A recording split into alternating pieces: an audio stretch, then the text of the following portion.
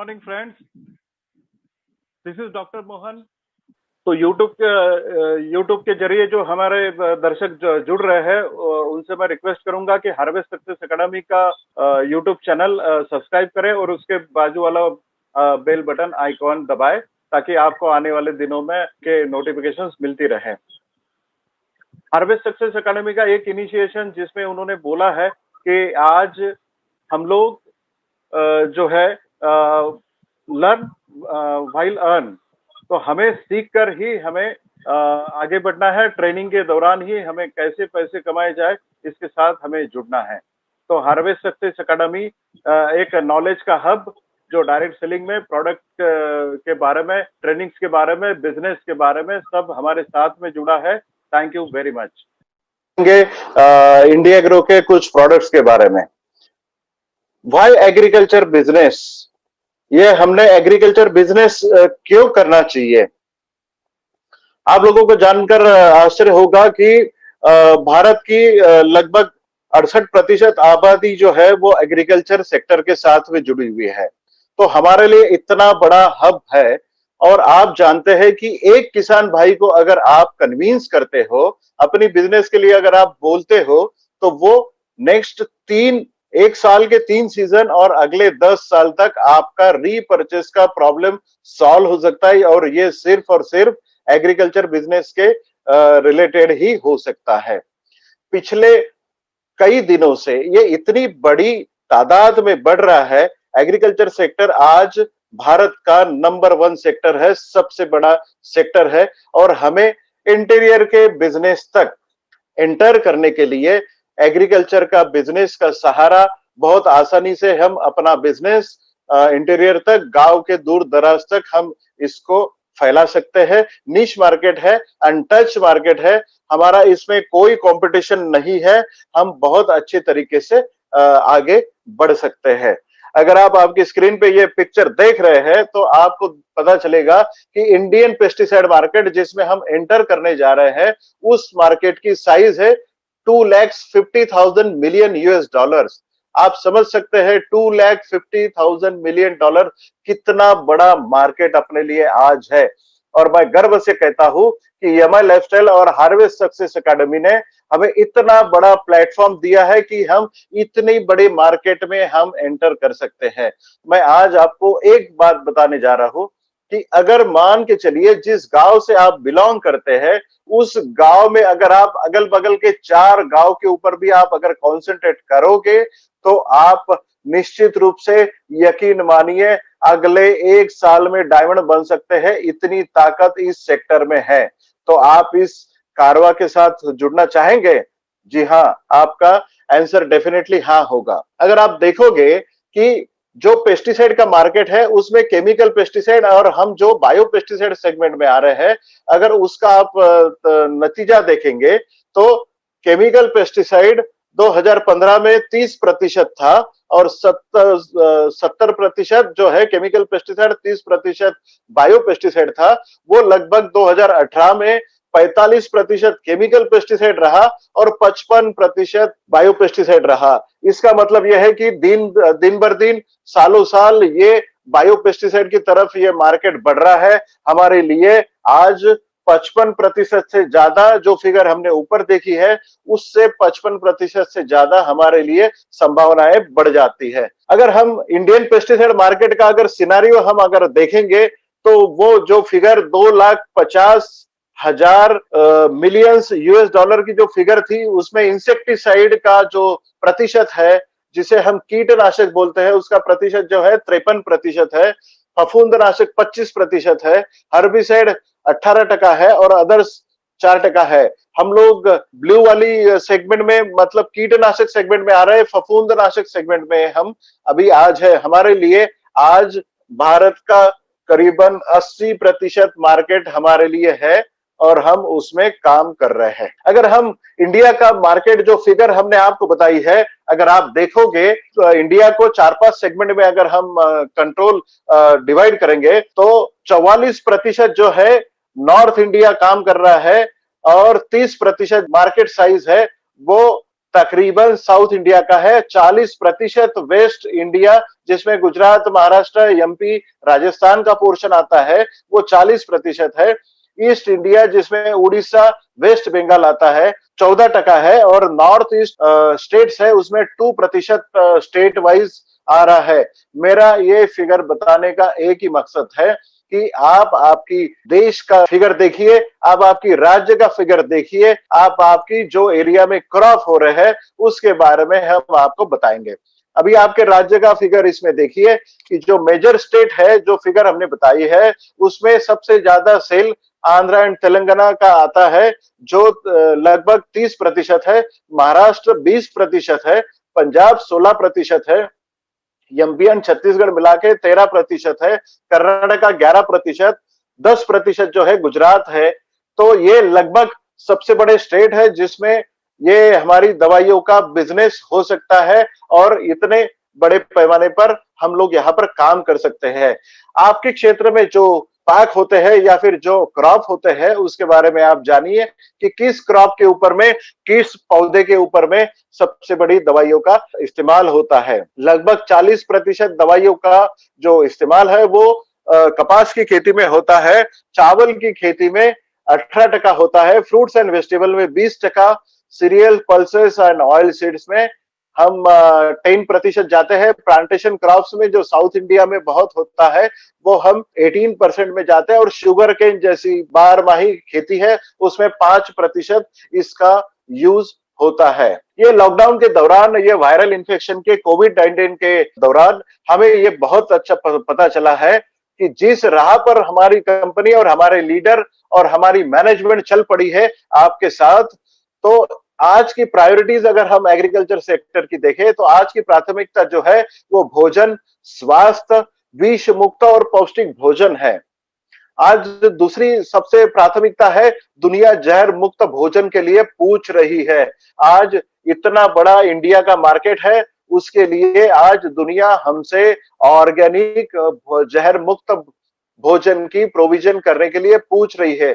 आपसे सबसे बड़ी प्राथमिकता वाला व्यवसाय कृषि ही है। आज जिंदा रहेंगे तो आगे बढ़ेंगे।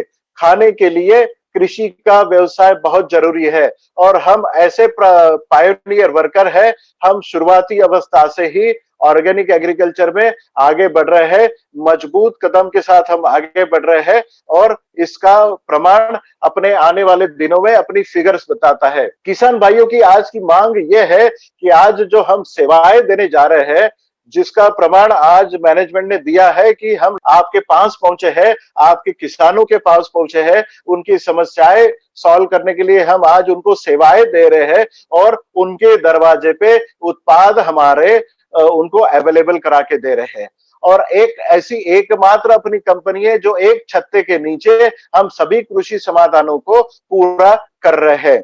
तो मेरा सबसे आग्रह होगा, घर पर रहे, सुरक्षित रहे, और घर से ही खेती की सभी समस्याओं का हल हमसे ले। यमाई लाइफस्टाइल के जो हमारा एग्रो केयर अम्ब्रेला है, जो जिसका ब्रांड नेम इंडिया एग्रो है, उसके अंतर्गत हम लोग क्रॉप प्रोटेक्शन, पीक संरक्षण में हम 7 प्रोडक्ट देने जा रहे हैं, और क्रॉप न्यूट्रिशन में हम 3 प्रोडक्ट देने जा रहे हैं। इसी तरह हमारे टोटल 10 प्रोडक्ट रहेंगे। क्रॉप प्रोटेक्शन में हम बीपीएच बस्टर, ट्रिपाइट, plant escort, white crush, fungi Kavach, virus और भूअस्त्रा हमने दिया है, और क्रॉप न्यूट्रिशन में हमने ग्रो मैजिक, यमाई स्प्रे और मॉडिफाई दिया है। हमारा प्रोडक्ट क्या है? हम लोग जैसे कहते हैं कि हमारे प्रोडक्ट्स जो है इसमें किसी भी प्रकार का विष का अंश नहीं है। This is not a poison by definition. अगर ये पॉइजन नहीं है तो कीटकों को ये कैसे खत्म करता है? और अगर हमने पौधों के ऊपर छिड़काव करने के बाद में कोई भी कीड़ा अगर उसके ऊपर आता है और वो रस चूसने के लिए या फिर पौधे का किसी पार्ट को खाने का इस्तेमाल करता है, तो इमीडिएटली वो पार्ट उसके पेट में जाएगा, और जाने के बाद में 4 पॉइंट प्रोग्राम उस कीड़े के ऊपर होगा, जो आपको बिल्कुल ध्यान देकर सुनना बहुत जरूरी है। पहली एक्शन वो कीड़े के ऊपर होगी कि उसका गला जो है, जिसमें मैंडिबल्स होते हैं, ह्यूमन बीइंग में टॉन्सिल्स होते हैं, इसी तरीके से कीड़े के मुंह में गले में मैंडिबल्स होते हैं, तो मैंडिबल्स चोक डाउन होते हैं, इसका मतलब उसका गला चोक डाउन होता है। दूसरी एक्शन उस कीड़े के ऊपर ये होती है कि उसका नर्वल सिस्टम ब्रेक होता है। उसका नर्वल सिस्टम ब्रेक होने के बाद में तीसरा इंपैक्ट उस कीड़े के ऊपर में उसे पैरालिटिक अटैक आता है। और चौथा इंपैक्ट उसके ऊपर होता है कि उसके शरीर से पानी की मात्रा कैल्शियम और सोडियम प्लस प्लस की द्वारा शरीर से बाहर निकल जाता है। इसका मतलब छिड़काव होने के बाद, इंसेक्ट ने खाने के बाद में 24 घंटे के अंतराल में हम सभी कीड़ों से निजात पा सकते हैं, हमारी खेती फ्री हो सकती है। मैं फिर से 4 पॉइंट दोहराता हूं। जब भी कीड़ा अपनी छिड़काव किए हुए पौधों को खाएगा तो उसका गला पहले चोक हो जाएगा, उसके बाद उसकी नर्वल सिस्टम ब्रेक हो जाएगी, तीसरा इंपैक्ट होगा उसे पैरालिसिस अटैक आएगा, और चौथा इंपैक्ट होगा कि उसकी बॉडी से, शरीर से पानी बाहर निकल जाएगा, और इस तरीके से 24 घंटे में अपना कीड़ा खत्म हो जाएगा। इसमें आप बताइए कि हमने किसी भी प्रकार से किसी भी कीड़े को खत्म नहीं किया है। हमारी जो भी दवाइयां है, अगर सर्टिफिकेशन की बात की जाए तो हमारी दवाइयां एनपीओपी सर्टिफिकेशन और आईफोम सर्टिफिकेशन है।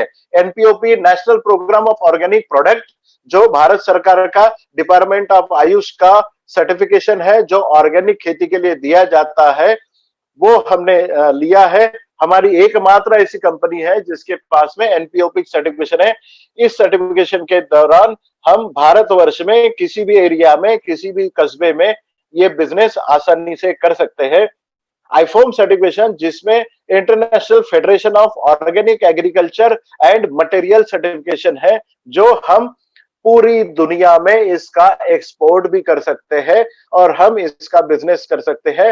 एकमात्र ऐसी कंपनी है जो भारत की जिसके पास में ये दोनों सर्टिफिकेशन है। ये एग्रीकल्चर का जो ट्रेनिंग आपका चल रहा है वो इतने सही समय पे चल रहा है, आप यकीन मानिए। आज जब हम मई में खड़े हैं तो मई में आज ऑलरेडी पंजाब, हरियाणा, हिमाचल प्रदेश, राजस्थान, जम्मू एंड कश्मीर का बिजनेस ऑलरेडी स्टार्ट हो गया है। वहां पर कपास की खेती का बिजनेस स्टार्ट हो गया है। जून आने वाले महीने में Gujarat, Maharashtra, MP, Uttar Pradesh, Uttarakhand, Chhattisgarh, Jharkhand, part of Bihar, Odisha, waste Bengal, parts of Karnataka, Andhra, Telangana, Tamil Nadu and Kerala का बिजनेस स्टार्ट होने वाला है। और जुलाई में हम parts of West Bengal, Assam, Sikkim, Nagaland, Meghalaya, Arunachal Pradesh, Tripura and Manipur का बिजनेस स्टार्ट होने जा रहा है। इसका मतलब हम सही समय पर आज ये ट्रेनिंग ले रहे हैं।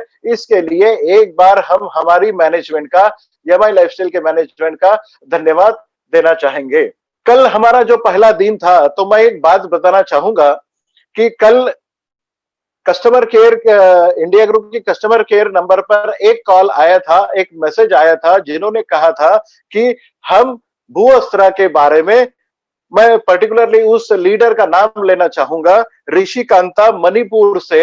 इन्होंने आज अपना ट्रेनिंग सुनते वक्त उन्होंने ये जाना कि भू अस्त्रा खेती शुरू होने से पहले हमें इस्तेमाल करना है। आज वो ग्लैड हो गए हैं और उन्होंने बहुत अच्छी ऑर्डर दी है। उन्होंने किसान भाइयों को बिठाया था, सभी ने उनके पास में ऑर्डर्स दी है, और उन्होंने कहा है कि इस तरीके से मैनेजमेंट अगर काम कर रहा है तो हम आपके साथ में हैं। ये ट्रेनिंग के दौरान ये इस तरीके से आप किसान भाइयों को अगर आप अपने कारवा के साथ में ट्रेनिंग में अगर जोड़ते हैं तो आप डेफिनेटली इससे अच्छे रिजल्ट पाएंगे।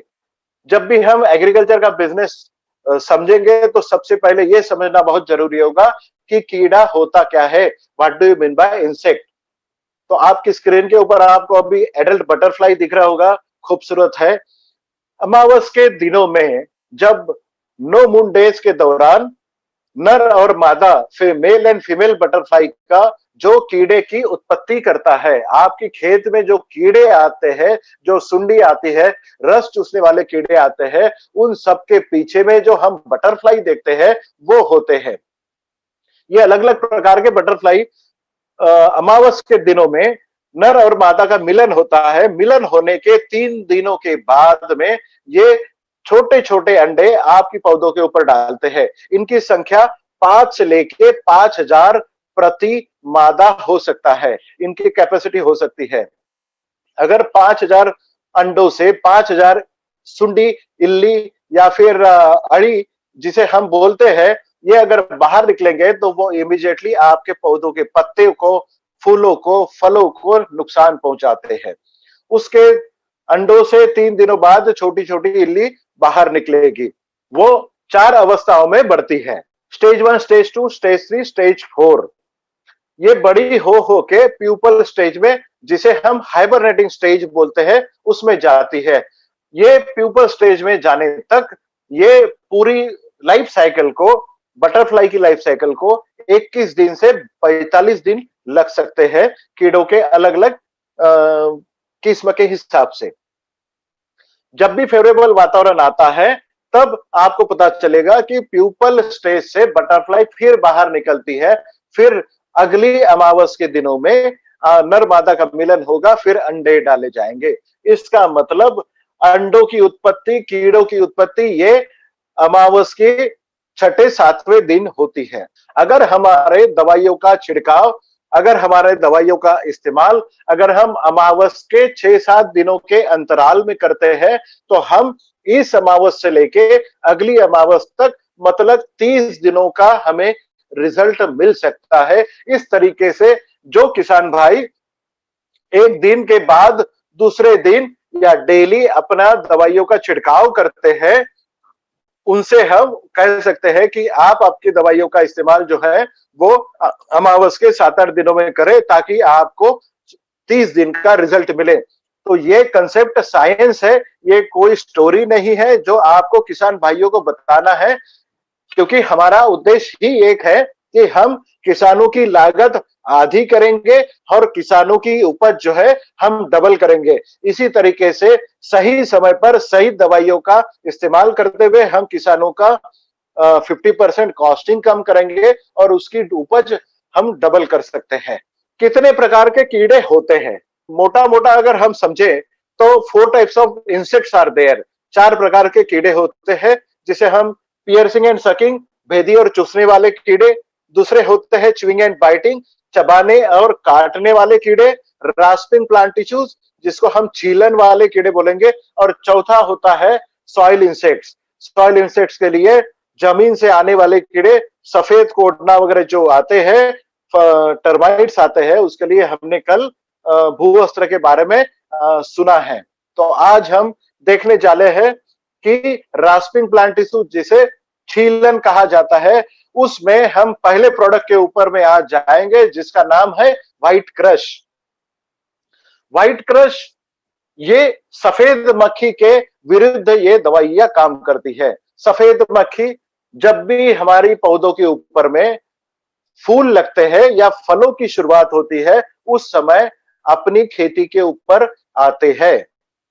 ये अपनी पत्तों को कुरेद कुरेद कर उसका जो रस निकलता है उस रस को पीने का काम करता है और अपनी पत्तों के स्वास्थ्य को बिगाड़ने का काम करता है। पत्ते हमारी पौधों के लिए इंपॉर्टेंट क्यों होते हैं?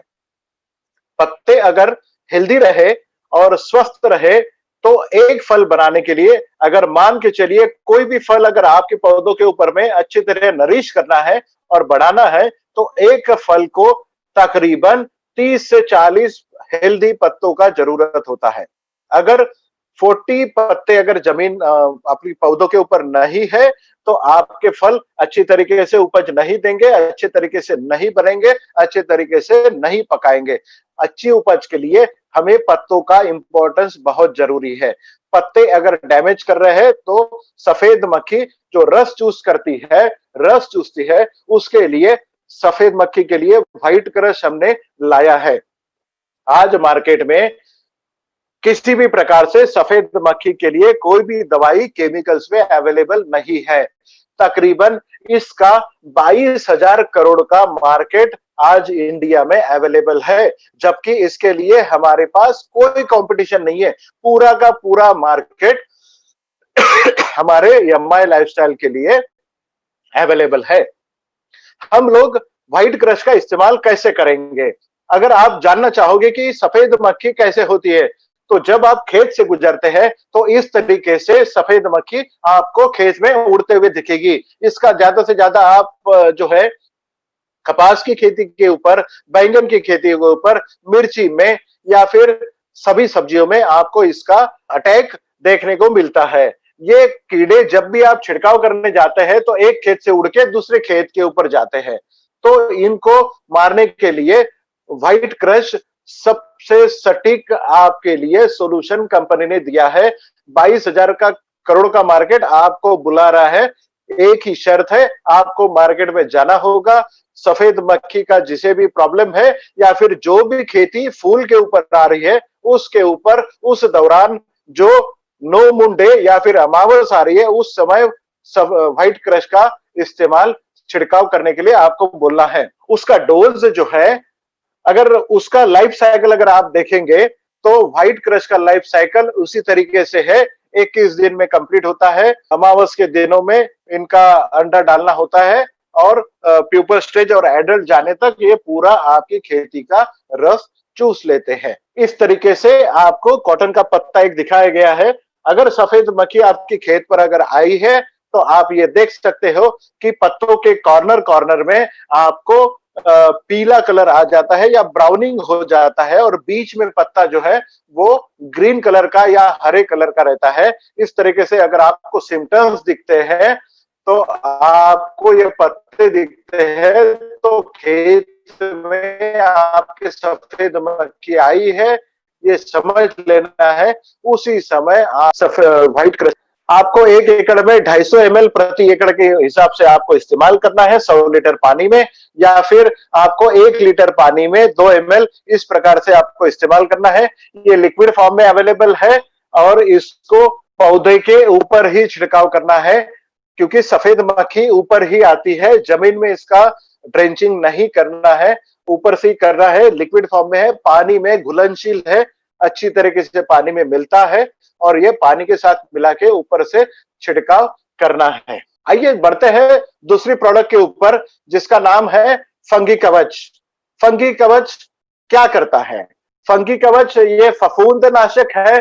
जब भी आपकी खेत के ऊपर फफूंद आती है या फिर उसे बुरशी बोलते हैं या फंगस बोलते हैं, ये फफूंद जब भी आती है ये आपके पत्तों को, फूलों को या फलों को या आपकी रूट्स को, जड़ों को सड़ाने का काम करता है। आपके पौधों को रोकथाम करता है, फूल को नीचे गिराने का काम करता है, फलों को बढ़ने से रोकता है, पत्तों को नीचे गिराने का काम करता है।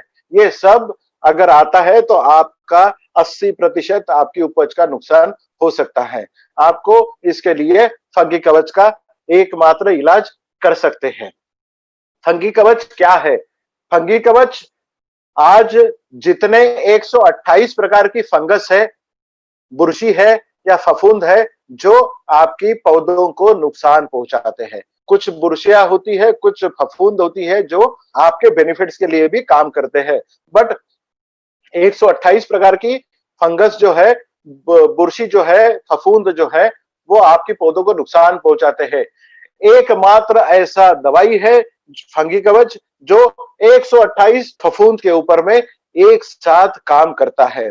चाहे वो अंदर से बढ़ने वाली फफूंद हो, चाहे वो हवा से बढ़ने वाली फफूंद हो, चाहे वो पानी से फैलने वाली फफूंद हो, चाहे वो जमीन से फैलने वाली फफूंद हो, चाहे वो कॉन्टेक्ट में आने से फैलने वाली फंगस हो, फफूंद हो।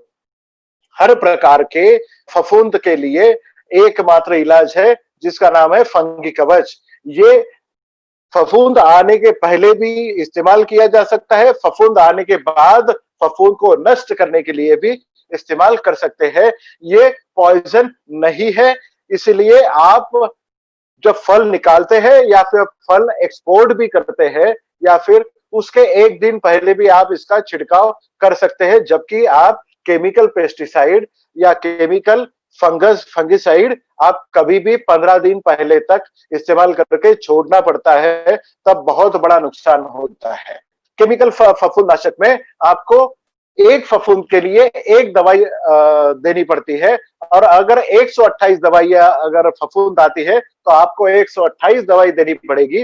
बट हमारा एकमात्र फंगी कवच इसके ऊपर में काम करता है। ये आपके ऊपर में कुछ पिक्चर्स दिख रहे होंगे। ये पिक्चर है, पहला पिक्चर है डाउनी मिल्ड्यू, जो अंदर से, पौधों के अंदर से ये फफूंद फैलती है और पत्तों के ऊपर दिखती है। और दूसरा पत्ता भी ग्रेप्स का, अंगूर का है, जो पाउडरी मिल्ड्यू बोला गया है, जो पाउडर की तरह सतह पर फैलता है। ये हवा से फैलने वाला फफूंद है। ये दोनों के लिए केमिकल में अलग अलग इस्तेमाल होता है। तकरीबन 50% फफूंद का इस्तेमाल इन दोनों डिसीजेस के लिए किया जाता है। अलग अलग दवाइयां इसके लिए इस्तेमाल की जाती है, बट हमारा एक ही दवाई उसके ऊपर काम करता है, जिसका नाम है फंगी कवच। फंगी कवच में आप, अगर फफूंद अगर आपके जमीन से आ रही है तो आपको जमीन में पानी के साथ में देना है।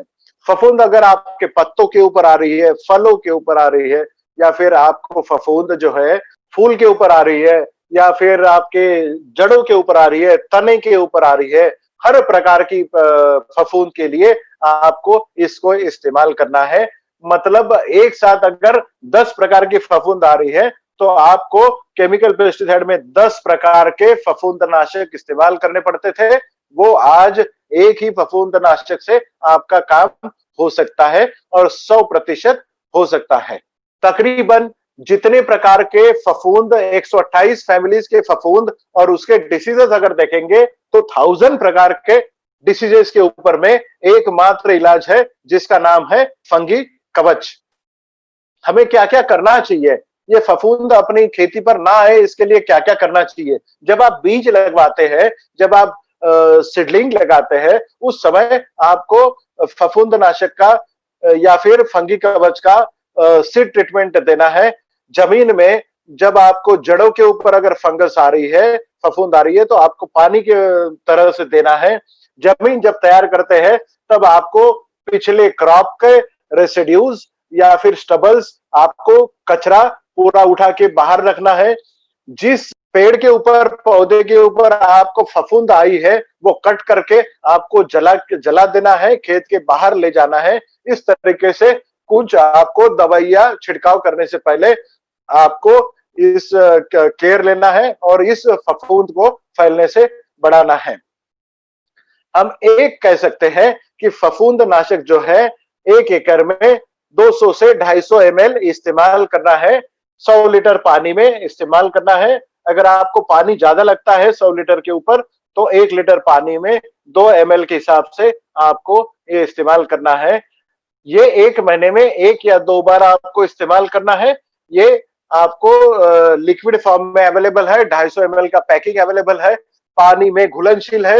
ये ड्रिप इरिगेशन से भी आप दे सकते हैं, टपकन सिस्टम से आप इसको दे सकते हैं, स्प्रे पंप से आप इसको छिड़काव कर सकते हैं और आप इसका इस्तेमाल कर सकते हैं। इसका मतलब यही है कि कोई भी फफूंद हो, आपको सिर्फ और सिर्फ फंगी कवच का इस्तेमाल करना है। आगे बढ़ते हैं। Brown plant hopper buster, BPH buster, ये बहुत इंपॉर्टेंट प्रोडक्ट है। जो चावल की खेती करते हैं, यहाँ पर जहां पर चावल की खेती होती है, जहां पर आम की खेती होती है, इनके लिए ये बहुत इंपॉर्टेंट दवाई है। ब्राउन प्लांट हॉपर नाम के तरीके से ये बताता है कि ब्राउन प्लांट हॉपर जब भी चावल की खेती में आता है, तब आपको इस तरीके से चावल की खेती में बीच में ब्राउन स्पॉट और अगल बगल में पूरा ग्रीन स्पॉट दिखता है। जब चावल की खेती में फूल लगते हैं, बिल्कुल छोटे छोटे जब फूल लगते हैं, फ्लावरिंग स्टेज आती है, तब आपको इस तरह के पैच अगर दिखते हैं तो पहले दिन छोटा पैच दिखेगा, दूसरे दिन बड़ा होगा और आपको 4-5 दिनों में पूरा खेत जो है वो ब्राउन कलर का होगा। इस तरीके से पूरा खेत 8 दिनों में सूख सकता है। इस प्रकार से वो आपको ब्राउन प्लांट हॉपर्स दिखते हैं। जो तनों के ऊपर में जब भी फ्लावरिंग होती है चावल की खेती में, तनों के ऊपर में ये चिपक के जो फर्टिलाइजर और पानी जो ऊपर जा रहा है, जो दाना भरने में कारगर साबित होने वाला था, जो न्यूट्रिएंट्स ऊपर जाने वाले हैं, ये कीड़े बीच में ही तने से चूस करके ले लेते हैं और ऊपर दाने कभी भरे नहीं जाते। अगर चावल की खेती में अगर आपने देखा हो तो चावल की खेती में कभी भी दाने पूरे भरे नहीं जाते हैं। इसका कारण यही होता है कि उनकी खेती में ब्राउन प्लांट हॉपर आया था। मतलब चावल की खेती में अगर आपके 50 से 55 दिन हो गए हैं, उस दौरान आपको चावल की खेती में बीपीएच बस्टर का छिड़काव करना है। चावल की खेती के बाद ये कीड़ा आता है ब्राउन प्लांट हॉपर आम की खेती के ऊपर। आपके सामने कुछ स्क्रीन के ऊपर में ये दिख रहा है कि आम के ऊपर में जब फूल आते हैं या फिर टहनियां जब कौली होती है या आम छोटा छोटा होता है, तब ये कीड़े आपके आम का रस चूसने के लिए, फूल को नीचे गिराने के लिए या पत्तों को काला करने का काम ये बीपीएच करता है, ब्राउन प्लांट हॉपर करता है। आपने देखा होगा जनवरी फरवरी के दौरान आम के ऊपर में या दिसंबर से आम के ऊपर में फूल नीचे गिरना चालू हो जाते हैं। जब भी आपको आम के खेत के नीचे जब फूल गिरते हैं, इसका मतलब उस आम के ऊपर में बीपीएच का, ब्राउन प्लांट हॉपर का अटैक आया हुआ है। आपको तुरंत ही बीपीएच बस्टर का उसके ऊपर में छिड़काव करना है। फूल लगने से शुरुआत करते हुए आपको दिसंबर से लेके जनवरी फरवरी तक आपको आम का केयर करना होता है। इस दौरान हर महीने में 1 या 2 छिड़काव आप करें और इसको आप कम करें। एक आम का फूल नीचे गिरना, इसका मतलब एक 300 से 500 ग्राम का आम नीचे गिरना। ये ब्राउन प्लांट हॉपर के लिए आज इंडिया में कोई भी दवाई केमिकल में अवेलेबल नहीं है। Indian council of agriculture research ये कहता है कि बीपीएच बस्टर के लिए, बीपीएच के लिए सिवाय बीपीएच बस्टर कोई दवाई काम नहीं करती है। जब भी ये खेत में आता है, चावल की खेती में आता है, आम की खेती में आता है, तो किसान भाई 2 या 4 दवाइयां मिला के इस कीड़े को मारने की कोशिश करते हैं, जबकि उन्हें पता होता है कि ये को भी काम नहीं करने वाला, फिर भी इसका छिड़काव होता है। आज मार्केट में इसके लिए सिर्फ और सिर्फ बीपीएच बस्टर ही काम करता है। लगभग 40,000 करोड़ का मार्केट आज इंडिया में अवेलेबल है। आज जहां पर हम ये दवाई का काम कर सकते हैं, वो हर चावल का स्टेट जहां पर चावल की खेती होती है, वो स्टेट में हम इसे कॉन्सेंट्रेट कर सकते हैं। पंजाब हो, हरियाणा हो, हिमाचल प्रदेश हो, उत्तराखंड हो, उत्तर प्रदेश हो, Bihar, Chhattisgarh, Jharkhand, Madhya Pradesh, Assam, West Bengal, Nagaland, Manipur, Tripura, Sikkim, Arunachal Pradesh, Meghalaya, Orissa, Maharashtra and Gujarat. India के सामने दिख रहा है। तो ये इंडिया में जहां पर चावल की खेती होती है और आम की खेती होती है, वहां पर इसका इस्तेमाल आप कर सकते हैं। सेल्स के लिए आप ये कर सकते हो। पर्टिकुलरली मुझे आपको एक और बताना है कि जहां आसाम से लेके वेस्ट बंगाल, आसाम और नागालैंड, मणिपुर, त्रिपुरा, जहां जहां चाय की खेती होती है, तो चाय के खेती वाले डेफिनेटली सुने कि उनकी खेती के ऊपर, पत्तों के ऊपर में टी मॉस्किटो बग आता है। तो टीएमबी के लिए, आप टी मॉस्किटो बग के लिए भी आप इसका इस्तेमाल कर सकते हो। इसके ऊपर में ये कारगर साबित होता है। जहां पर ऑर्गेनिक चाय की खेती की जाती है, वहां पर अपने ये ऑर्गेनिक रजिस्टर्ड प्रोडक्ट आप उन्हें देकर आप वहां पर बिजनेस कर सकते हो। क्योंकि हमने बहुत जगह पे देखा है कि चाय की खेती के ऊपर पॉइजनस पेस्टिसाइड का छिड़काव नहीं किया जा सकता, और ये जब कीड़ा वहां पर आता है, टी मॉस्किटो बग, तो पूरे किसान भाई हेल्पलेस हो जाते हैं। हम अपनी दवाइयों से उनका 60%, 60% उनके पत्ते हम बचा सकते हैं। तो उस एरिया में भी हम इसका इस्तेमाल कर सकते हैं। कस्टमर केयर नंबर आप एक बार नोट डाउन कर लीजिए, India grow customer care number, जिसके ऊपर कोई कॉल एंटरटेन नहीं की जाएगी, कोई कॉल नहीं लिया जाएगा। सिर्फ और सिर्फ आपका जो सवाल है, आप किस प्रदेश से बात कर रहे हैं वो लिखना है, आपका सवाल क्या है ये लिखना है। व्हाट्सएप के जरिए आप कुछ डिसीजेस के पेस्ट के फोटोग्राफ आप भेज सकते हो। Good morning, good evening, good night के मैसेजेस इसके ऊपर ना भेजे और प्लीज इसके ऊपर में फोन ना करें। आपके किसी भी प्रकार के सवाल का जवाब 24 घंटे में आपको मिल जाएगा। आपका कस्टमर केयर नंबर एक बार नोट डाउन कर लीजिए। आप अपने ये जो प्रोडक्ट आपने देखे हैं, ये आप इंडिया शॉपी की वेबसाइट से भी खरीदी कर सकते हैं या फिर किसी भी पिकअप सेंटर से आप ऑल ओवर इंडिया में इसका परचेज कर सकते हैं। किसी भी प्रकार से आप कोई भी ई कॉमर्स वेबसाइट में जो अपने प्रोडक्ट्स मिल रहे हैं वो उसका इस्तेमाल डेफिनेटली ना करे, वहां से परचेस ना करे। सिर्फ और सिर्फ इंडिया शॉपी की वेबसाइट से या फिर अपने ऑथराइज सेंटर से इसका परचेस करें। अब सवाल जवाब के ऊपर में हम आते हैं। वस्त्र डेफिनेटली जमीन से ही आपको देना है और स्प्रे पंप से इसको इस्तेमाल नहीं करना है। अगर आप की खेती में बुआई हुई है तो 1 महीने तक आप इसको अप्लाई कर सकते हैं। जैविक खेती के लिए अपनी सभी दवाइयां आप इस्तेमाल कर सकते हैं, ये ऑर्गेनिक सर्टिफाइड है। लेबल भी अपने उसके ऊपर में अपना सर्टिफिकेशन नंबर भी दिया गया है। बीपीएच बस्टर का डोज जो है वो 1 लीटर पानी में 2 ml और 1 एकड़ में आप 250 ml इसको इस्तेमाल कर सकते हैं, 250 ml इस्तेमाल कर सकते हैं। कॉटन में आप बीपीएच बस्टर को इस्तेमाल ना करें क्योंकि ये कीड़ा सिर्फ और सिर्फ चाय की खेती के ऊपर में, चावल की खेती में और आम की खेती के ऊपर आता है। कोकोनट में इसका इस्तेमाल ना करें। सभी प्रोडक्ट एक साथ मिला के आप डाल सकते हैं। एक कंडीशन है, कभी भी आप अपनी प्रोडक्ट को सल्फर या कॉपर के साथ में ना मिलाएं, इससे दूर रखें। कोई भी केमिकल में अपनी प्रोडक्ट मिक्स करके ना भेजे। आम की खेती के ऊपर में हम लोग बीपीएच बस्टर इस्तेमाल कर सकते हैं, जून में भी कर सकते हैं। बीपीएच बस्टर का इस्तेमाल आम की खेती के ऊपर में जनरली अक्टूबर से लेके मार्च अप्रैल तक आप इसको इस्तेमाल करना है। कोकोनट के ऊपर में आपको फंगी कवच का इस्तेमाल आप कर सकते हो। आप ट्रिपाइट का इस्तेमाल आप कर सकते हो जो कल हमने बताया था, और उसके साथ में अगर बीपीएच बस्टर भी आप इसको मिला के दे सकते हैं। पावर स्प्रे के लिए अगर आप सादा स्प्रे पंप, हम लोग जो भी डोजेस आपको बता रहे हैं वो सिर्फ सादा नैपसेक स्प्रेयर का बता रहे हैं। अगर पावर स्प्रे आपको इस्तेमाल करने हैं तो डोज को डबल करना होगा। बीपीएच बस्टर का आप सोयाबीन के ऊपर में इस्तेमाल ना करें। आपको सिर्फ और सिर्फ सोयाबीन के लिए अपना प्लांट एस्कॉर्ट का इस्तेमाल करना है।